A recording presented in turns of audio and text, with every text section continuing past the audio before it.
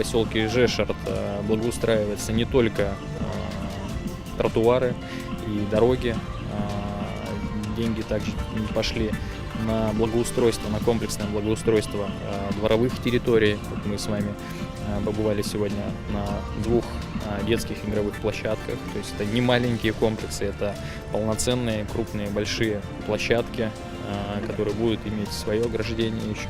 И кроме всего прочего, и будет еще построен, сооружен, возведена универсальная спортивная площадка для подвижных игр. Это для футбола, баскетбола, волейбола, тенниса. Вот. Уличные тренажеры будут установлены.